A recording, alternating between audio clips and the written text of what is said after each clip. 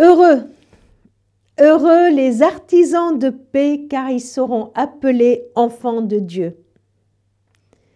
Toute la semaine dernière, nous avons parlé de paix et les méditations portaient sur cette question.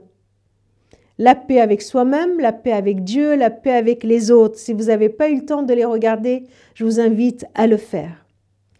Heureux les artisans de paix. Voilà un mot composé qui décrit une activité, un travail, qui n'est pas l'œuvre d'un amateur, mais d'un professionnel, un artisan. Une activité qui n'est pas un passe-temps de fin de journée, mais ce à quoi on consacre l'essentiel de son énergie. L'artisan de paix, c'est celui qui, à la fin d'un long travail, est en mesure de fournir aux autres la paix. Non pas en les faisant payer comme le feraient d'autres artisans pour le produit de leur travail, mais la paix qui est donnée, artisan de paix. La paix, c'est un bien qui ne se marchande pas. On n'achète pas la paix se donne. Tout au moins, celle dont Christ parle, celle dont Christ est l'artisan.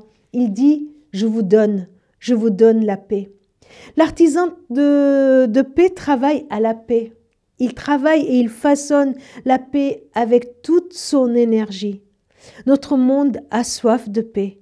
Peut-être encore plus aujourd'hui qu'à nulle autre époque. Ce qui souligne l'importance que peuvent avoir de nos jours les artisans de paix.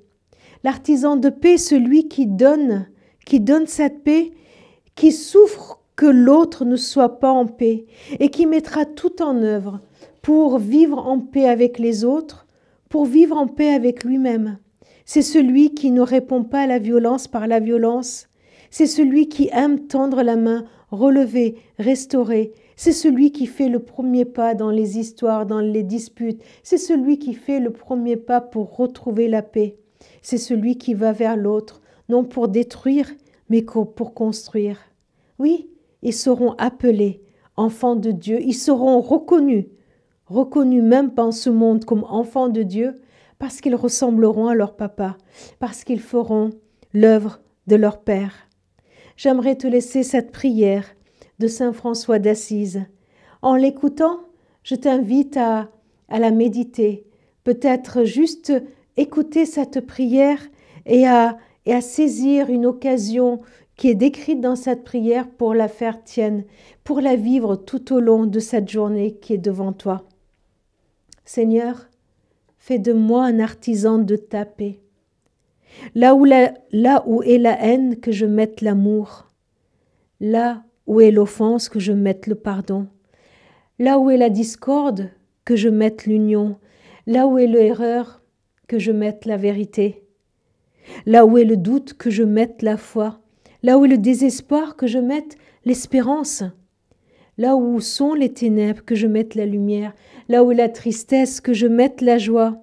Ô Seigneur, que je ne cherche pas tant à être consolé qu'à consoler, à être compris qu'à comprendre, à être aimé qu'aimer. Car c'est en se donnant qu'on reçoit. C'est en s'oubliant qu'on se retrouve. C'est en pardonnant qu'on est pardonné. C'est en mourant qu'on ressuscite à la vie éternelle.